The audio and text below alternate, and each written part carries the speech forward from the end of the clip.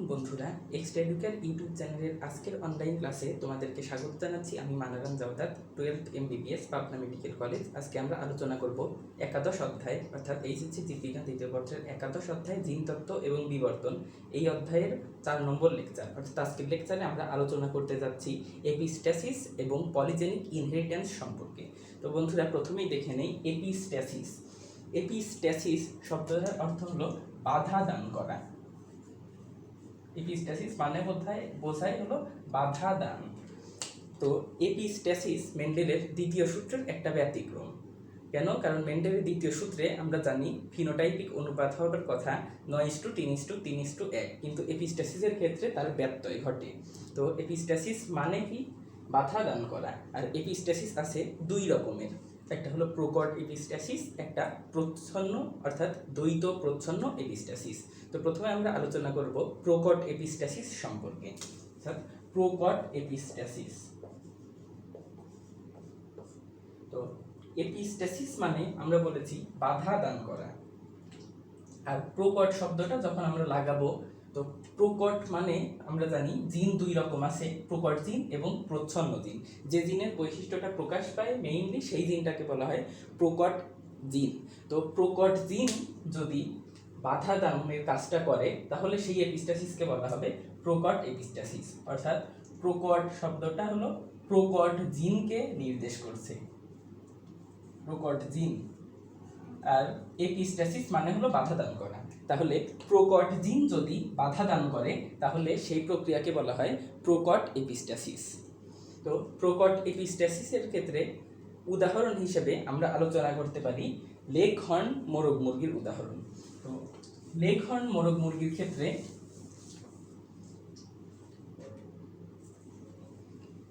দুই ধরনের জিন থাকে। এই একটা বড় জিন সি, এই সি মানে হলো কালার, মানে লেগহর্ন মুরগির রঙিন পালক সৃষ্টি করে বা কালারফুল পালক সৃষ্টি করে, তাই এটাকে সি দিয়ে প্রকাশ করা হয়। আর এই জিনটা প্রকট জিন আর রঙিন পালক সৃষ্টি করে। আর আই বলতে আরেকটা জিনকে বোঝায় যে জিনটা বাধা দান করে, অর্থাৎ রঙিন পালক সৃষ্টি করতে বাধা দেয়, এই জিনটাকে বাধা প্রদান করে।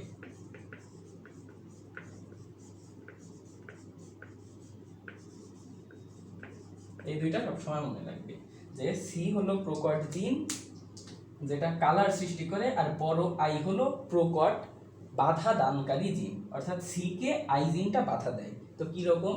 লেগহর্ন মোরগ মুরগির ক্ষেত্রে যদি দুইটা, এটা আমরা পিতামাতা বা P1 জনু নিচ্ছি। P1 জনুর ক্ষেত্রে ফিনোটাইপ আমরা একটা সাদা লেগহর্ন মুরগি এর সাথে ক্রস ঘটালাম আর একটা সাদা লেগহর্ন মুরগির।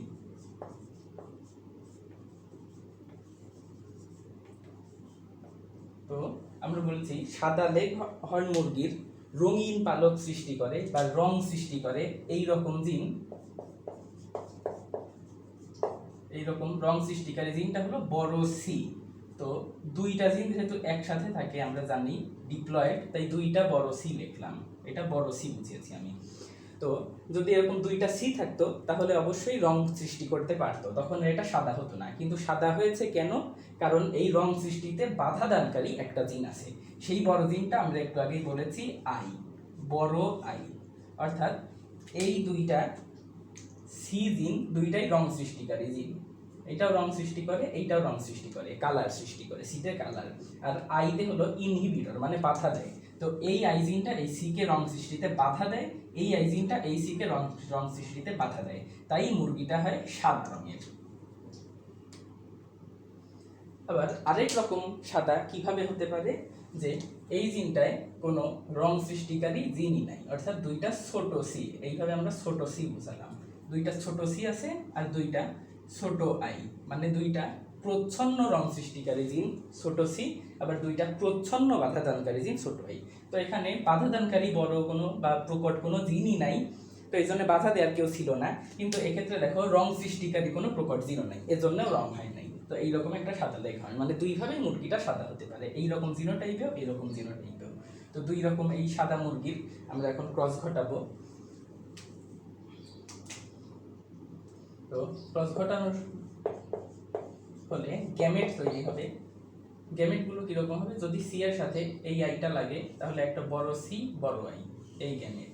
আবার এই সি আর এই আই মিলিত হলে বড় সি বড় আই, যেহেতু প্রত্যেকটার সাথে মিলিত হবে গ্যামেট সৃষ্টির সময়। আবার এই সি আর এই আই মিলিত হলে বড় সি বড় আই, মানে সবগুলোই এখানে দেখো বড় সি আর বড় আই আসবে, আমি আর লিখলাম না। এইখানে ছোট সি আর ছোট আই এই দুইটা যদি মিলিত হয় একটা ছোট সি একটা ছোট আই, এই একটা গ্যামেট। এই ছোট সি আর এই আইটা মিলিত হলে একটা ছোট সি আর ছোট আই, এই একটা গ্যামেট। আবার এই সি আর এই আই মিলিত হলো ছোট সি ছোট আই, আমি আর লিখছি না। তো এখন গ্যামেটগুলো যদি মিলিত হয় তাহলে F1 জোন উৎপন্ন হবে, অর্থাৎ প্রথম বংশধর তৈরি হবে। তো কি রকম হবে, এইটা আর এইটা, এই দুইটা গ্যামেট যদি মিলিত হয় বড় সি ছোট সি বড় আই ছোট আই, বড় সি ছোট সি বড় আই ছোট আই মিলিত হবে, এই একটা জীব।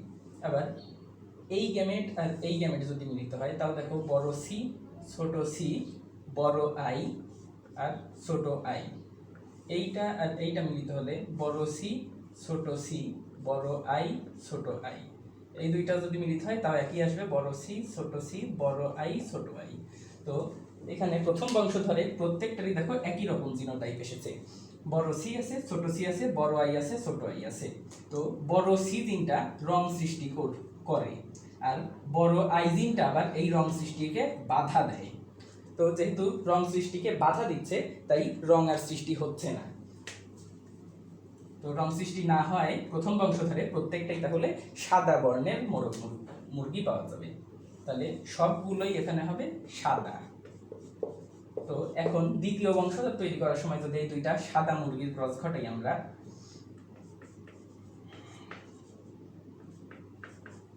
এই একটা সাদার সাথে ক্রস ঘটাবো আর একটা সাদা লেঘর্ন। তো ফিনোটাইপ কি জিনোটাইপ কি পাওয়া যাবে, বড় সি ছোট সি বড় আই ছোট আই, বড় সি ছোট সি বড় আই ছোট আই, এর সাথে ক্রস ঘটবে বড় সি ছোট সি বড় আই ছোট আই। তো গ্যামেট কি পাওয়া যাবে, এখানে প্রত্যেকটার সাথে প্রত্যেকটা জিন মিলিত হয়ে গ্যামেট তৈরি করবে। এই সি আর এই আই যদি মিলিত হয় তাহলে বড় সি বড় আই মিলে একটা গ্যামেট, এই বড় সি আর ছোট আই মিলে একটা গ্যামেট হবে, ছোট সি আর বড় আই মিলে একটা গ্যামেট হবে, আবার ছোট সি আর ছোট আই মিলে আরেকটা গ্যামেট হবে। এই পাশেও তাহলে একই রকম, বড় সি বড় আই মিলে একটা গ্যামেট, বড় সি ছোট আই মিলে একটা গ্যামেট, ছোট সি বড় আই মিলে একটা গ্যামেট, আর ছোট সি ছোট আই মিলে আরেকটা গ্যামেট হবে। তো এখন গ্যামেটগুলো যদি আমরা মিলিত করে দেখাতে চাই তাহলে আমাদের লাগবে চেকার বোর্ড। তো এখন আমরা চেকার বোর্ড আঁকায় ফেলি।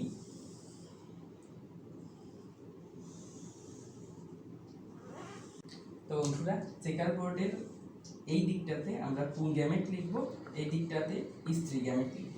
পুং গ্যামেটগুলো বড় সি বড় আই, বড় সি ছোট আই, ছোট সি বড় আই, ছোট সি ছোট আই। আবার এই দিকেও বড় সি বড় আই, বড় সি ছোট আই, ছোট সি বড় আই, ছোট সি ছোট আই, এই 4 ধরনের গ্যামেট আছে।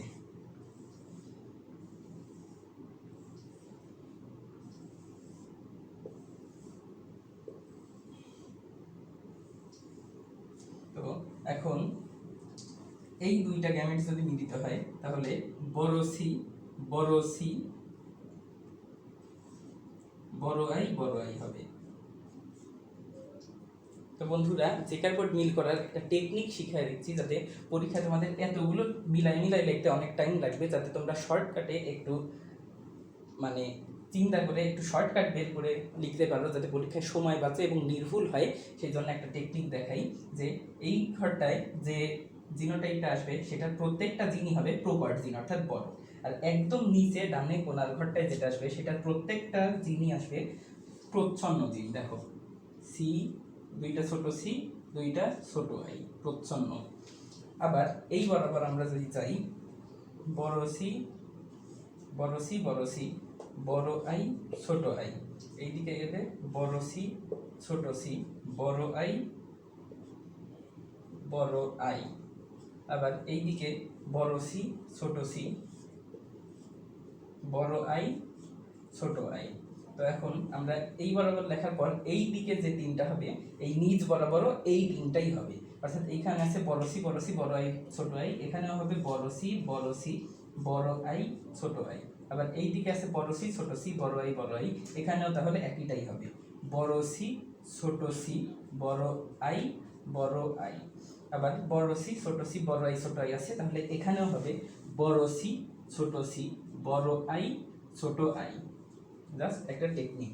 আবার এই ঘরটাতে আমরা যেটা লিখবো দেখো বড় সি ছোট আই তারপর এদিকে আমরা যে দুইটা লিখবো এদিকেও সেই দুইটাই হবে।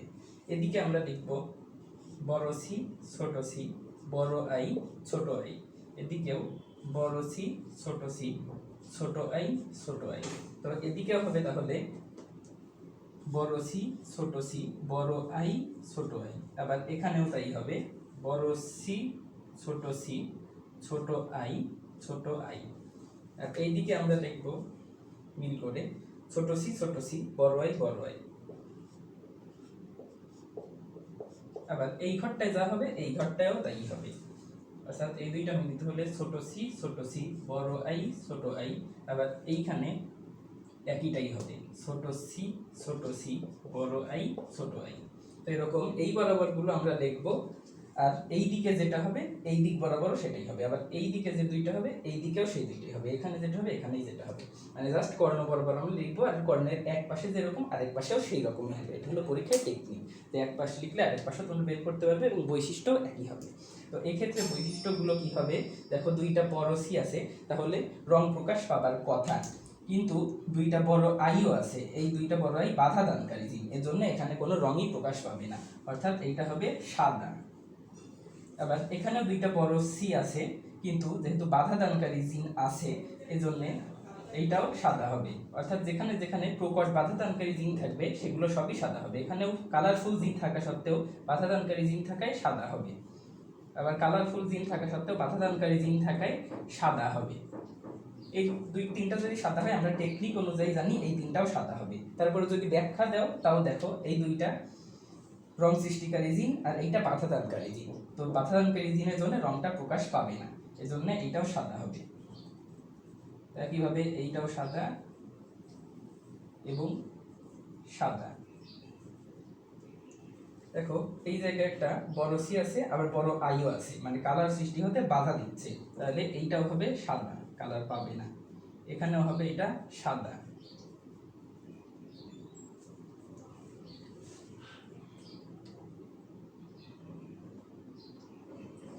আর বন্ধুরা দেখো এই ঘরটাতে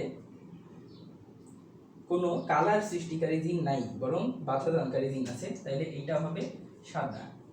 আবার এইটা এইটা এইটা একটাতেও কোনো কালার সৃষ্টিকারী জিনই নাই, তাহলে তো এইগুলোও সাদা হবে, মানে কালার সৃষ্টির তো জিনই নাই, প্রকট সি জিন নাই, এই কারণে সাদা হবে।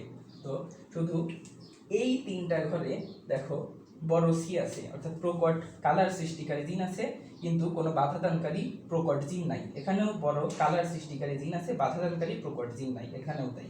তো বড় কালার সৃষ্টিকারী জিন থাকায় এবং বাধাদানকারী জিন না থাকায় এইটার কালার প্রকাশ পাবে, অর্থাৎ এইটা শুধু রঙিন পালক বিশিষ্ট মুরগি হবে। আবার একইভাবে এইটাও রঙিন মুরগি হবে, এইটাও বড় সি জিন থাকায় আর বাধাদানকারী জিন না থাকায় রঙিন হবে। তো তাইলে প্রকট এপিস্টাসিসের ক্ষেত্রে আমরা কি দেখতে পেলাম যে 3টা মুরগি হয়েছে রঙিন আর বাকি 13টা মুরগি হয়েছে সাদা। তাহলে প্রকট এপিস্টাসিসের ক্ষেত্রে মেন্ডেলের দ্বিতীয় সূত্রের অনুপাত যে সেইটা গিয়ে দাঁড়ায় 13:3-এ।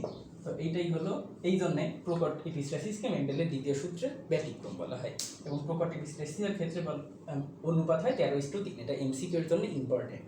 আর এখানে আরেকটা কথা, যে জিনটা বাধা দেয়, যেমন এইখানে আই জিনটা বৈশিষ্ট্য প্রকাশ করতে অর্থাৎ রং প্রকাশ করতে এখানে বাধা দিয়েছে, তো এই বাধা দানকারী জিনটাকে বলা হয় এপিস্ট্যাটিক জিন, অর্থাৎ যে এপিস্ট্যাসিস বা বাধা প্রদান করে সেই জিনটাকে এপিস্ট্যাটিক জিন বলা হয়।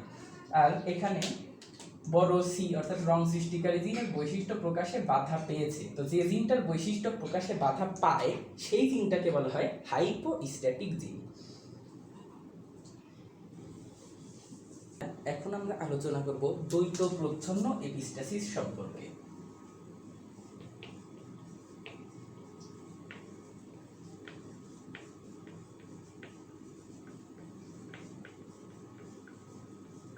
তো বন্ধুরা, আমরা ইতিপূর্বেই বলেছি যে এপিস্টাসিস শব্দটার অর্থ হলো বাধা দান। আর দ্বৈত প্রচ্ছন্ন, দ্বৈত মানেই বোঝা যাচ্ছে দুইটি, আর প্রচ্ছন্ন মানে প্রচ্ছন্ন জিন, মানে যেটাকে আমরা ছোট হাতের অক্ষর দিয়ে প্রকাশ করি। তো দুইটি প্রচ্ছন্ন জিন মিলে যদি বাধা দান করে তাহলে সেই এপিস্টাসিস বা বাধা প্রদানকে আমরা বলবো দ্বৈত প্রচ্ছন্ন এপিস্টাসিস। মানে দুইটা প্রচ্ছন্ন জিন মিলে বাধা প্রদান করবে, অন্য একটা জিনকে নির্দিষ্ট বৈশিষ্ট্য প্রকাশ করতে বাধা দিবে।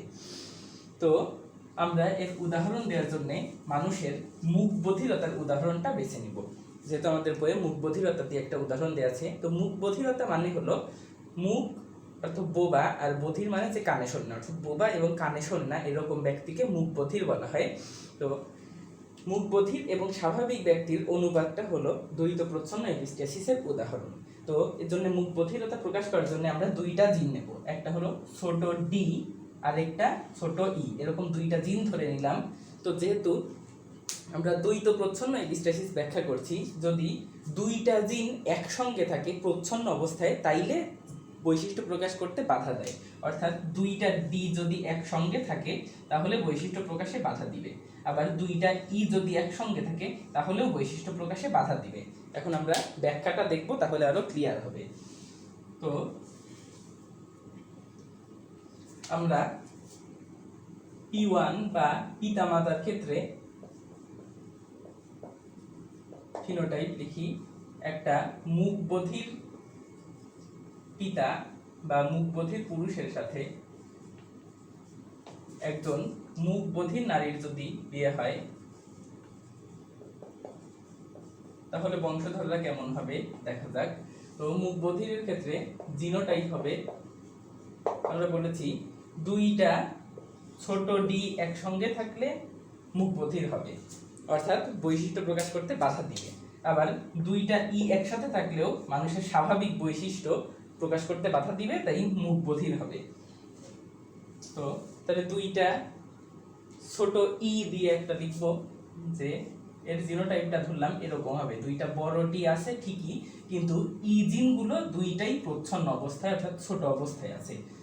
তো এই দুইটা ই এর কারণে এই ব্যক্তির স্বাভাবিক কথা বলার যে বৈশিষ্ট্যটা বা স্বাভাবিক কানে শোনার যে বৈশিষ্ট্য, সেই বৈশিষ্ট্য প্রকাশে বাধা দেয়। তো এই দুইটা ই এর কারণে এর জন্য এ মুখ বধির হয়। আবার এই ব্যক্তির ক্ষেত্রে আমরা এইভাবে লিখবো জিনোটাইপটা, দুইটা ছোট ডি দিব আর বড় দুইটা ই দেব, মানে দুইটা ই প্রকট আর দুইটা ডি প্রচ্ছন্ন। তো এই দুইটা প্রচ্ছন্ন ডি এর কারণে এর যে স্বাভাবিক কথা বলা বা কানে শোনার বৈশিষ্ট্যটা সেইটা বাধাগ্রস্ত হয়। তো এই ছোট দুইটা ডি এর কারণে এরা মুখ বধির হচ্ছে, আর এরা হচ্ছে ছোট দুইটা ই এর কারণে, সেজন্য আমরা দুই রকমই নিলাম। তো এই দুই রকম মুখ বধির মানুষের মধ্যে যদি মিলন হয়, মানে একটা পুরুষ, এটা তোমাদের শিখিয়েও মাঝে মাঝে আসে যে একটা মুখ বধির পুরুষের সঙ্গে একজন মুখ বধির মহিলার বিয়ে হলে প্রথম বংশধরে যে সন্তানগুলো উৎপন্ন হবে তার জন্য গ্যামেট তৈরি হওয়া দরকার। তো গ্যামেট সৃষ্টির সময় এই বড় ডি আর ছোট ই মিলে একটা গ্যামেট তৈরি করবে, আবার বড় ডি আর ছোট ই মিলে আর একটা গ্যামেট তৈরি করবে, মানে প্রত্যেকটা গ্যামেটই হবে বড় ডি আর ছোট ই মিলে। এদিকেও ছোট ডি আর বড় ই মিলে গ্যামেট তৈরি হবে, এই ছোট ডি আর বড় ডি ই মিলে টি বড় ই। তো এগুলো যখন মিলিত হবে তখন এদের প্রথম যে বংশধর বা এদের সন্তান তারা তৈরি হবে, অর্থাৎ F1 জনু পাওয়া যাবে প্রথম বংশধর। তো F1 জনুতে যদি এই গ্যামেট আর এই গ্যামেট মিলিত হয় তাহলে বড় ডি ছোট ডি বড় ই ছোট ই এইরকম একটা সন্তান পাওয়া যাবে। সন্তানের জিনোটাইপ হবে এইরকম। যদি এইটা আর এইটা মিলিত হয় তাহলেও বড় ডি ছোট ডি বড় ই ছোট ই পাওয়া যাবে। এই দুইটা মিলিত হলেও বড় ডি ছোট ডি বড় ই ছোট ই। আবার এই দুইটা যদি মিলিত হয় তাও বড় ডি ছোট ডি বড় ই ছোট ই। তো দ্বৈত প্রচ্ছন্ন এপিস্টাসিসের ক্ষেত্রে আমরা বলেছি যে দুইটা প্রচ্ছন্ন জিন মিলে একসঙ্গে থাকলে বৈশিষ্ট্য প্রকাশে বাধা দেয়, স্বাভাবিক কথা বলার বৈশিষ্ট্য প্রকাশে বাধা দেয় দুইটা প্রচ্ছন্ন যদি একসঙ্গে থাকে। কিন্তু এখানে যে প্রথম বংশধরগুলো উৎপন্ন হয়েছে এখানে কোনোটাই দেখো দুইটা প্রচ্ছন্ন জিন একসাথে নাই। এখানে একটা প্রচ্ছন্ন ডি আছে, একটা প্রচ্ছন্ন ই আছে, এখানেও একটা প্রচ্ছন্ন ডি আছে, একটা প্রচ্ছন্ন ই আছে, দুইটা প্রচ্ছন্ন কোনোটাই নাই। তো যেহেতু দুইটা প্রচ্ছন্ন জিন কোনোটাই নাই, তাই কোনোটাই এখানে মুখ বধির হবে না, সবই স্বাভাবিক বাক শ্রবণক্ষম হবে, অর্থাৎ কথা বলতে এবং কথা শুনতে পারবে। তাহলে প্রথম বংশধরে যারা উৎপন্ন হবে যে সন্তানগুলো তার সবই হবে স্বাভাবিক সন্তান, অর্থাৎ সবাই বাক শ্রবণক্ষম। এখন এই প্রথম বংশধরের সন্তানদের মধ্যে যদি আবার বিয়ে হয় বা প্রথম বংশধরের সন্তানদের মধ্যে ক্রসের ফলে যে বংশধরগুলো তৈরি হবে, মানে দ্বিতীয় জেনারেশন বা এর ক্ষেত্রে আমরা যদি ধরি নাতি নাতনিরা যারা আসবে তাদের কেমন হবে দেখো। তাহলে F1 জনুর মধ্যে আমরা এখন ক্রস ঘটাবো, ফিনোটাইপ লিখি, এই একটা স্বাভাবিক এর সাথে ক্রস ঘটাবো আর একটা স্বাভাবিক। তো জিনোটাইপ কেমন হবে? স্বাভাবিকের ক্ষেত্রে আমরা জানি বড় ডি ছোট ডি বড় ই ছোট ই, ক্রস ঘটবে আরেকটা বড় ডি ছোট ডি বড় ই ছোট ই। তো গ্যামেট তৈরি হওয়ার সময় প্রত্যেকটার সাথে মিলে গ্যামেট তৈরি করবে। এই ডি এই ই এর সাথে একবার মিলবে, এই বড় ডি আর বড় ই একবার মিলবে, বড় ডি আর ছোট ই একবার মিলবে, ছোট ডি আর বড় ই মিলে একটা গ্যামেট, আর ছোট ডি আর ছোট ই মিলে আরেকটা গ্যামেট। একইভাবে এই পাশেও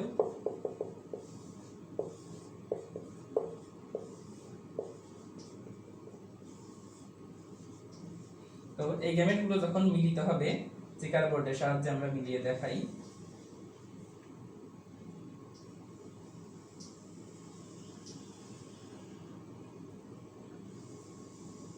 তাইলে এই হলো আমাদের চেকার বোর্ড। এই দিক বরাবর আমরা পুং গ্যামেটগুলো লিখে ফেলি।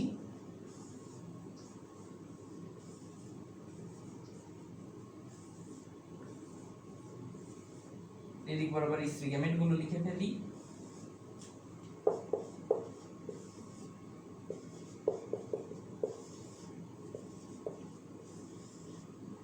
তো এখন এই দুইটা গ্যামেট যদি মিলিত হয় এইরকম হবে বড় ডি বড় ডি বড় ই বড় ই।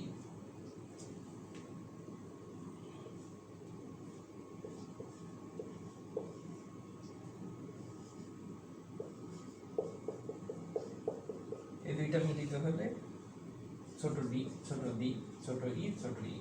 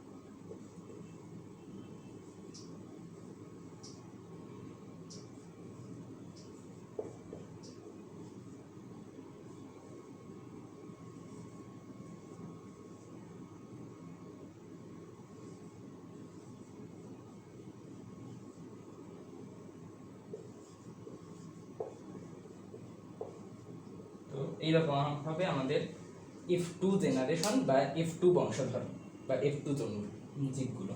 তো এই ক্ষেত্রে কি হবে দেখো, আমরা বলেছি দ্বৈত প্রচ্ছন্ন এপিস্টাসিসের ক্ষেত্রে যেখানে দুইটা প্রচ্ছন্ন জিন থাকবে সেইখানে স্বাভাবিক কথা বলার বৈশিষ্ট্যটা বাধাগ্রস্ত হবে, অর্থাৎ মুখ বধির হবে। তো দুইটা প্রচ্ছন্ন জিন অর্থাৎ দুইটা প্রচ্ছন্ন ডি বা দুইটা প্রচ্ছন্ন ই কোথায় কোথায় আছে? এই দেখো এখানে আছে দুইটা প্রচ্ছন্ন ই, এখানে আছে দুইটা প্রচ্ছন্ন ডি, দুইটা প্রচ্ছন্ন ই, এখানে আছে দুইটা প্রচ্ছন্ন ডি, আবার এখানে দুইটা প্রচ্ছন্ন ই আছে, দুইটা প্রচ্ছন্ন ডি আছে, অর্থাৎ দ্বৈত প্রচ্ছন্ন তো আছেই। এখানে আছে দুইটা প্রচ্ছন্ন ই। তো বন্ধুরা এখন দেখো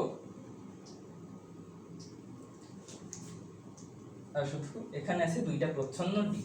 তো তাইলে এই জায়গাগুলোতে দুইটা প্রচ্ছন্ন জিন একসঙ্গে থাকার কারণে দুইটা প্রচ্ছন্ন জিন মিলে বাধা দিবে, অর্থাৎ দ্বৈত প্রচ্ছন্ন এপিস্টাসিস প্রকাশ করবে, যার কারণে স্বাভাবিক কথা বলার বৈশিষ্ট্যটা বাধাগ্রস্ত হবে এবং এই যেখানে দুইটা প্রচ্ছন্ন জিন একসঙ্গে থাকবে সেই ব্যক্তিগুলো মুখবধির হবে। এইটা হবে মুখবধির, এটা হবে মুখবধির, এটাও মুখবধির, মুখবধির, মুখবধির, এটাও মুখবধির, এবং এখানেও দুইটা ই একসাথে থাকার কারণে ছোট দুইটা ই বা দুইটা প্রচ্ছন্ন ই একসাথে থাকার কারণে এটাও হবে মুখবধির। আর বাকি আর কোনোটাই দেখো দুইটা প্রচ্ছন্ন ডি কিংবা দুইটা প্রচ্ছন্ন ই একসঙ্গে নাই, কোনোটাই নাই, এজন্য এরা সবাই হবে সুস্থ স্বাভাবিক অর্থাৎ বাকশ্রবণ ক্ষম।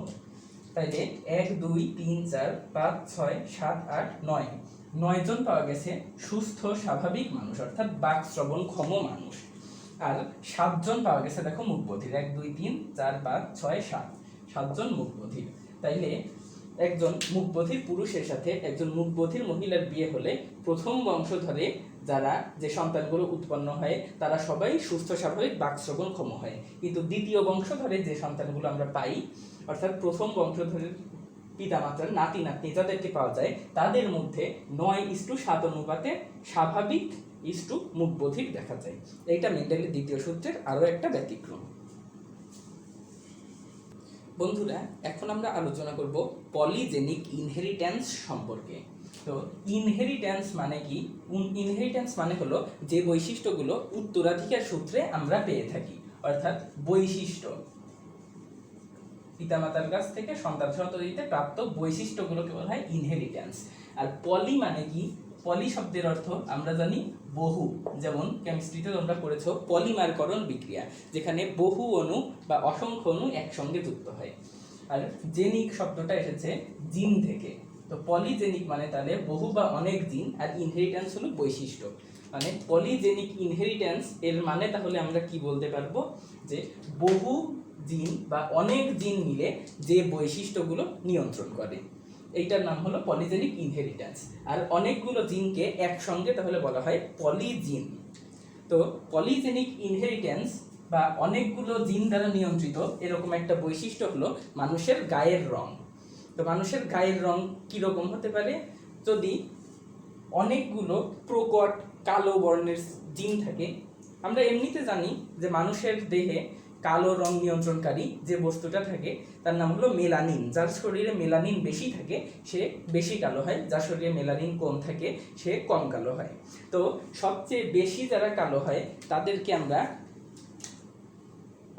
এইরকম, এতক্ষণ আমরা দেখেছি যে 4টা করে জিন নিয়েছিলাম, যেমন একটু আগে যখন মুখবধিরতা আলোচনা করেছি দেখেছি এই রকম কিছু জিনোটাইপ থাকলে তারা মুখবধির, 1 2 3 4টা জিন একসঙ্গে।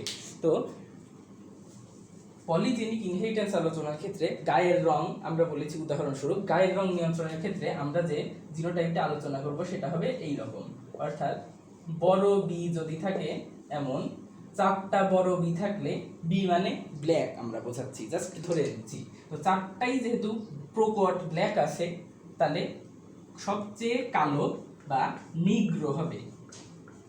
আর যদি ধরলাম 3টা ব্ল্যাক মানে 3টা প্রকট ব্ল্যাক বা 3টা প্রকট কালো, একটা প্রচ্ছন্ন কালো, তাইলে এ একটু হালকা হবে, নিগ্রোর চেয়ে একটু হালকা। যদি 2টা প্রকট কালো থাকে, 2টা প্রচ্ছন্ন কালো, তাহলে প্রকট কালো আরেকটা কমেছে, আরেকটু হালকা হবে, অর্থাৎ এ হবে মাঝারি বর্ণের, যাকে আমরা বলি শ্যামলা। আর একটা যদি প্রকট কালো থাকে আর 3টা প্রচ্ছন্ন কালো থাকে তাইলে এ হবে আরো একটু হালকা বর্ণের, অর্থাৎ এ হালকা বর্ণের।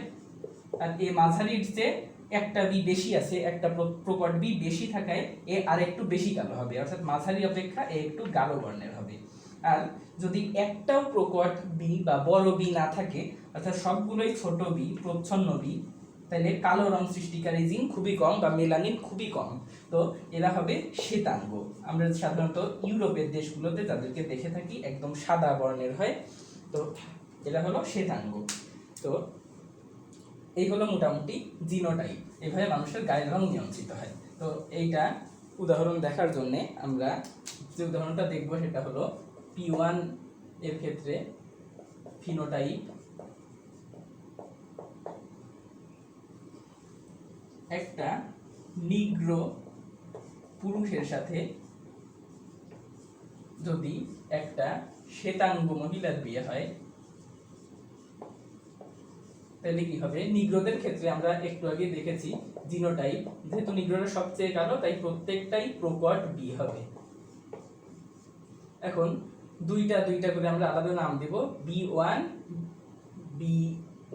দুইটা B1 জিন, দুইটা B2 জিন। যেহেতু আমরা দুই জোড়া বৈশিষ্ট্য নিয়ে আমরা বলেছিলাম, যেরকম মুখ বধিরের ক্ষেত্রে দুইটা ডি নিয়েছি, দুইটা ই নিয়েছি, সেরকম এখানে দুইটা B1 নেব, দুইটা B2 নেব, কিন্তু সবগুলোই প্রকট যেহেতু এরা নিগ্রো অর্থাৎ বেশি কালো।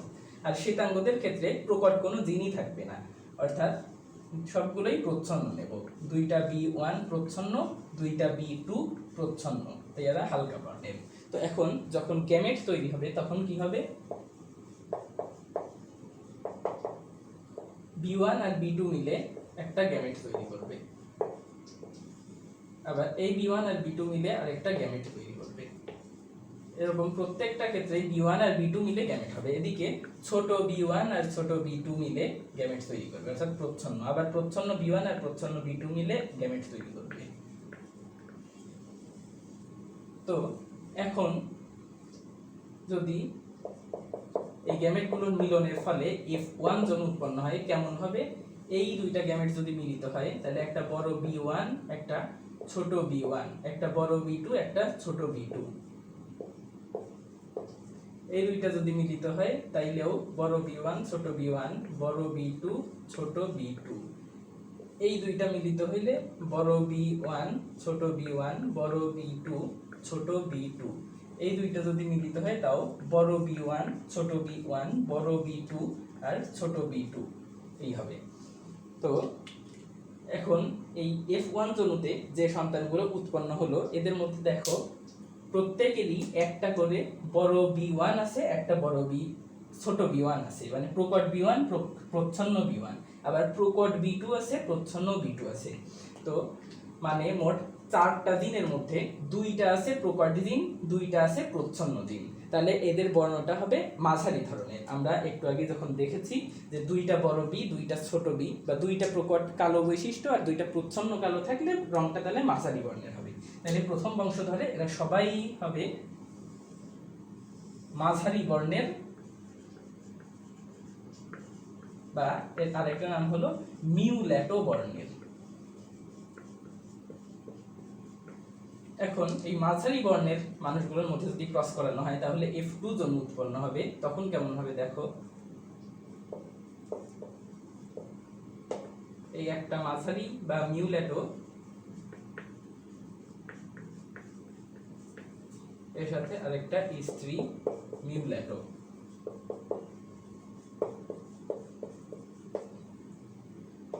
জিনোটাইপ কি হবে? মিউল্যাটোর ক্ষেত্রে একটা বড় B1 ছোট B1, বড় B2 ছোট B2 ক্রস ঘটতে আরেকটা বড় B1 ছোট B1, বড় B2 ছোট B2। যখন গ্যামেট তৈরি হবে তখন অনেকটা এমন হবে। এই B1 আর B2 যখন মিলিত হবে B1 B2 এই মিলে একটা গ্যামেট। আবার এই B1 আর এই B2 যখন মিলিত হবে B1 বড় B1 আর ছোট B2, আবার ছোট B1 বড় B2 মিলে একটা গ্যামেট। আবার ছোট B1 ছোট B2 মিলে আরেকটা গ্যামেট। এই দিকে একই রকম ভাবে বড় B1 বড় B2 মিলে একটা গ্যামেট, বড় B1 ছোট B2 একটা গ্যামেট, ছোট B1 বড় B2 একটা গ্যামেট, আর ছোট B1 ছোট B2 মিলে একটা গ্যামেট। এখন আমরা চেকার বোর্ড আঁকাই।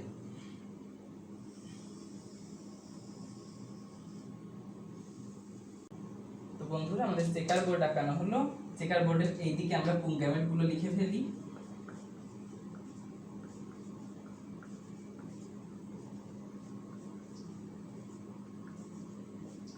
আর এদিকে স্ত্রী গ্যামেটগুলো লিখে ফেলি।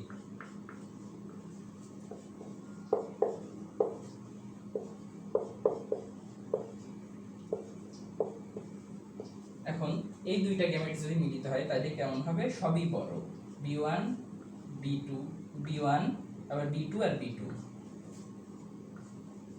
এই দুইটা যদি মিলিত হয় তাইলে কেমন হবে? b1 b1 বড় b1 বড় b1 আর বড় b2 ছোট b2। এটা একটু ধৈর্য সহকারে তোমাদের ঠান্ডা মাথায় করতে হবে। এই দুইটা যদি মিলিত হয় বড় b1 ছোট b1, বড় b1 ছোট b1, বড় b2 ছোট b2। আবার এই দুইটা যদি মিলিত হয় বড় b1 ছোট b1, বড় b2 ছোট b2।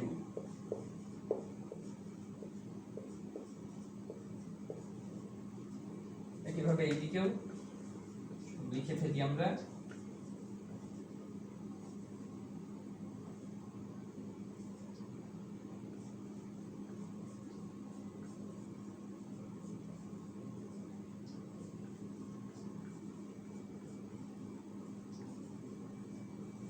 এখানে যদি বড় b1 বড় b1 ছোট b2 ছোট b2, বড় b1 ছোট b1 বড় b2 ছোট b2।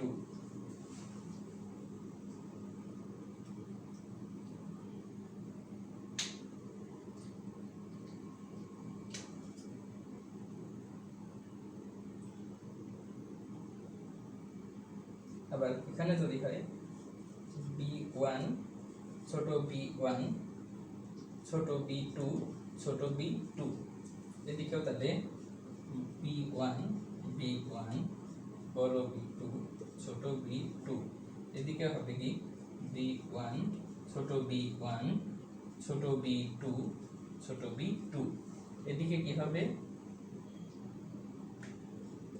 ছোট b1 ছোট b1 বড় b2 বড় b2, এদিকে কি হবে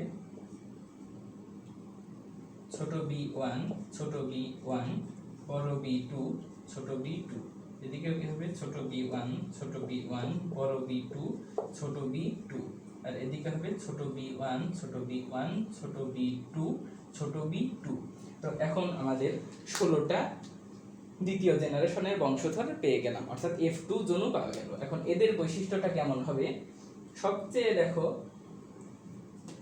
4টা বড় জিন আছে, 4টা প্রকট জিন আছে এই ক্ষেত্রে, মানে 4টা যদি প্রকট কালো জিন থাকে তাহলে সে হবে সবচেয়ে কালো বর্ণের, তাইলে এই লোকটা হবে নিগ্রো। আবার যদি 4টা বড় কালো না থেকে একটা বড় কালো কম আছে বা প্রকট কালো কম আছে, মানে 3টা প্রকট কালো আছে, তাহলে সে হবে নিগ্রোর চেয়ে একটু একটু কম গাঢ়, অর্থাৎ এমনিতে গাঢ় বর্ণের কিন্তু নিগ্রো না। তো 3টা বড় বি দেখো কোথায় কোথায় আছে, এখানে 3টা বড় বি আছে।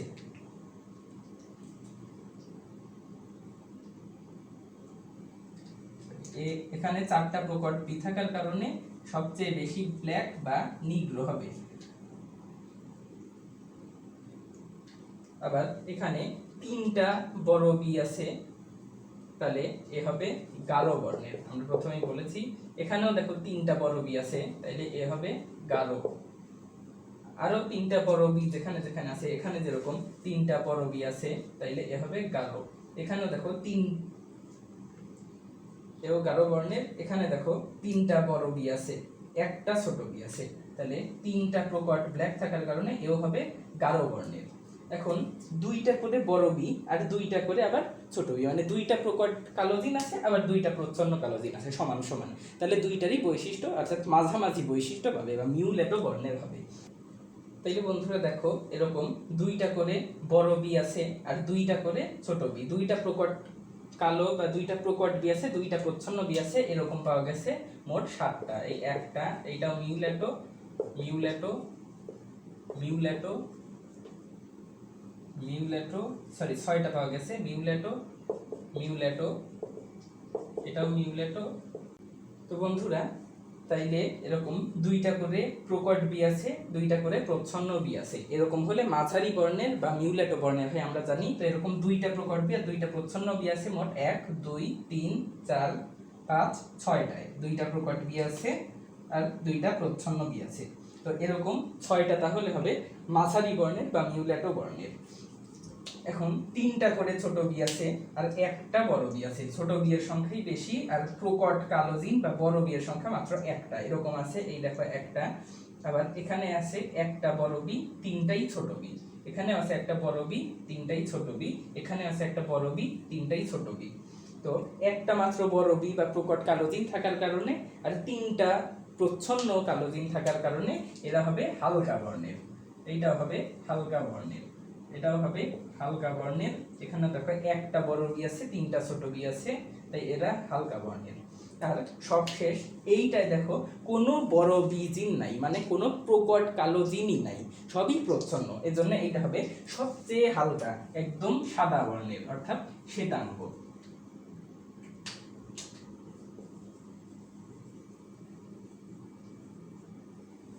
তাইলে বন্ধুরা আমরা এক্ষেত্রে ফিনোটাইপিক অনুপাতটা কেমন পাবো? নিগ্রো মানুষ আমরা পেয়েছি একটা, গাঢ় বর্ণ পেয়েছি 4টা, মিউলেটো বা মাঝারি বর্ণের পেয়েছি 6টা, হালকা বর্ণের পেয়েছি 4টা, আর সবশেষে একদম শ্বেতাঙ্গ মানুষ পেয়েছি 1টা। তাইলে 1:4:6:4:1 অনুপাত। তাহলে পলিজিনিক ইনহেরিটেন্সের ক্ষেত্রে অর্থাৎ মানুষের গায়ের রঙের ক্ষেত্রে আমরা যে উদাহরণটা দেখি, সেই ক্ষেত্রে আমাদের ফিনোটাইপিক অনুপাত হয় 1:4:6:4:1। তাহলে এটা আমাদের মনে রাখতে হবে এবং এটা এমসিকিউ এর জন্য ইম্পর্টেন্ট, তোমাদের সিকিউ এর জন্য ইম্পর্টেন্ট। যদি এই চ্যানেলের পরবর্তী ভিডিওগুলো তোমরা পেতে চাও তাহলে অবশ্যই চ্যানেলটা সাবস্ক্রাইব করে রাখো। আর তোমাদের পরিচিত বন্ধু বান্ধবও যাতে এই ক্লাসটা থেকে উপকৃত হতে পারে সেজন্য তাদের কাছেও এই ভিডিওটা শেয়ার করে দাও। বন্ধুরা, পরবর্তী ভিডিও দেখার আমন্ত্রণ জানিয়ে আজকে এখানেই শেষ করছি। আল্লাহ হাফেজ।